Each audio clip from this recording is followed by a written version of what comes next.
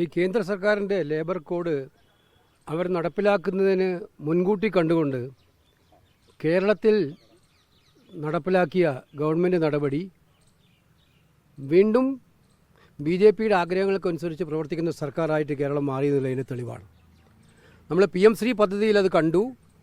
കേന്ദ്രത്തിൻ്റെ ഇച്ഛക്കനുസരിച്ച് പ്രവർത്തിക്കുന്ന കേരള സർക്കാർ, പ്രത്യേകിച്ച് CPM നേതാക്കൾ. PM ശ്രീ വിവാദമായി CPI ഇടപെട്ടു, രാഷ്ട്രീയ പാർട്ടികളെല്ലാം ഇടപെട്ടു. അപ്പോൾ കത്തയക്കുമെന്ന് പറഞ്ഞു. ഇപ്പോഴും അതിൻ്റെ സ്റ്റാറ്റസ് എന്താണെന്നുള്ളതിനെക്കുറിച്ചിട്ട് ഒരു വിവരവും ആർക്കുമില്ല. കേന്ദ്ര ഗവൺമെൻറ്റിൻ്റെ കൃത്യമായിട്ടുള്ള ഇച്ഛക്കനുസരിച്ചാണ് PM ശ്രീയിൽ സർക്കാർ പ്രവർത്തിച്ചത്. അതേപോലെ തന്നെ ലേബർ കോഡ് നമ്മുടെ നാട്ടിലെ തൊഴിലാളികൾക്ക് സംബന്ധിച്ചിടത്തോളം വളരെ ആശങ്കയുണ്ടാക്കുന്ന, തൊഴിൽ സമൂഹമാകമാനം, എന്തിന് CITUവും AITUC അടക്കമുള്ള സംഘടനകൾ എല്ലാവരും ആശങ്കപ്പെടുന്ന ഒരു പ്രധാനപ്പെട്ട കാര്യമായിരുന്നു ഈ ലേബർ കോഡ്. കേന്ദ്ര ഗവൺമെൻറ് ആ ലേബർ കോഡ് ഉണ്ടാക്കുമ്പോൾ ദേശവ്യാപകമായിട്ട് പ്രക്ഷോഭം നടത്താൻ ഈ സംഘടനകൾ ചിന്തിക്കുന്നതിനിടയിലാണ് കേരളത്തിൽ ഇത് മുൻകൂട്ടി കണ്ടുകൊണ്ട് നടപ്പിലാക്കിയിരിക്കുന്നത്. എന്താണ് CPMൻ്റെ നിലപാട് ഇക്കാര്യത്തിൽ? അവർ തൊഴിലാളി പാർട്ടി എന്നുള്ള അത് മടക്കി വെച്ചോ?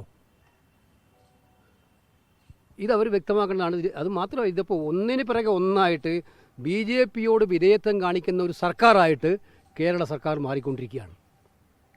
ഇത് അങ്ങേയറ്റം അപലപനീയമായിട്ടുള്ള കാര്യമാണ്. അതുപോലെ തന്നെ ശബരിമലയിലെ വിഷയം ഇന്നിപ്പോൾ ഏറ്റവും കൂടുതൽ മാധ്യമങ്ങളിൽ റിപ്പോർട്ട് വന്നിരിക്കുന്നത്, മുൻ ദേവസ്വം പ്രസിഡന്റ് മൊഴി അനുസരിച്ച് മുൻ മന്ത്രിയുടെ പേര് സൂചിപ്പിക്കപ്പെട്ട് കഴിഞ്ഞിട്ടുണ്ടെന്നുള്ളതാണ്. ശബരിമല വിഷയത്തിൽ ആരെയാണ് സർക്കാർ സംരക്ഷിക്കാൻ ശ്രമിക്കുന്നത്? SITയുടെ അന്വേഷണം കുറച്ചുകൂടി ജാഗ്രതയോടെ മുന്നോട്ട് പോകേണ്ടതായിട്ടുണ്ട്. ഇതിനകത്ത് ഭഗവാന്റെ സ്വർണം കട്ടവരാരായാലും കേരളം വളരെ വേദനയോടെ, സങ്കടത്തോടെ, പ്രയാസത്തോടെ കണ്ടൊരു നിമിഷമാണത്.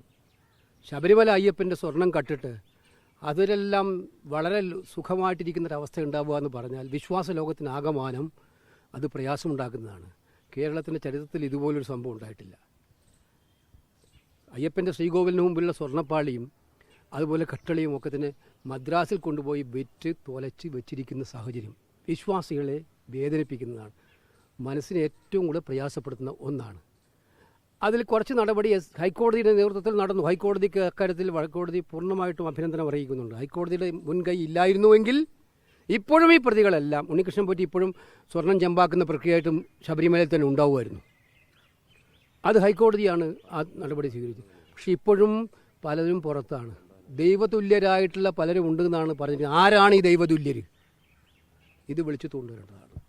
ഇതാണ് എനിക്ക് അക്കാര്യത്തെക്കുറിച്ച് പറയാൻ. ഈ കേരളത്തിലെ സമാനതകളില്ലാത്ത മറ്റൊരു പ്രശ്നമാണ് ഒരു MLAക്കെതിരെ ഇപ്പോഴുണ്ടായിരിക്കുന്ന ഈ ആരോപണത്തിനേക്കാൾ ഉപരിയായി ഇപ്പോൾ FIRലെ കണ്ടെത്തലുകൾ പുറത്തു വരുന്നുണ്ട്.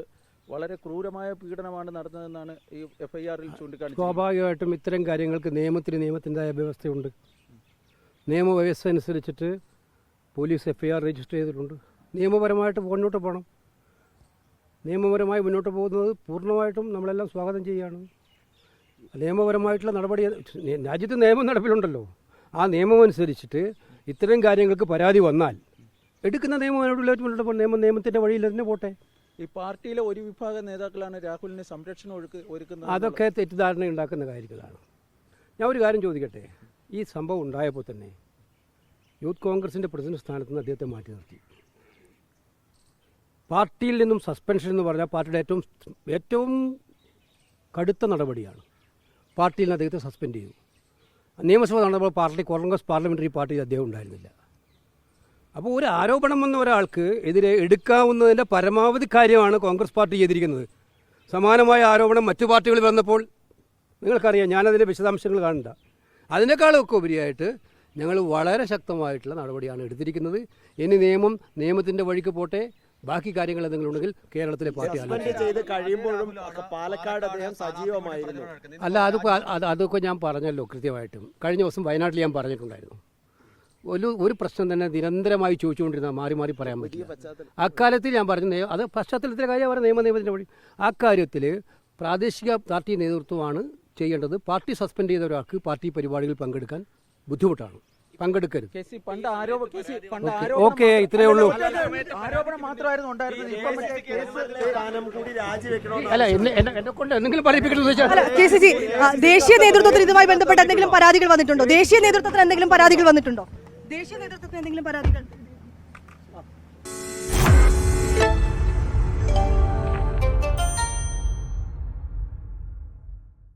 ലോകത്തെവിടെയായാലും ഏത് സമയത്തും 24 വാർത്തകളും ഓഗ്മെന്റഡ് റിയാലിറ്റി പാക്കേജുകളും എക്സ്പ്ലെയിനറുകളും വിശദമായി കാണാൻ ഞങ്ങളുടെ യൂട്യൂബ് ചാനൽ നിങ്ങൾക്ക് സബ്സ്ക്രൈബ് ചെയ്യാം.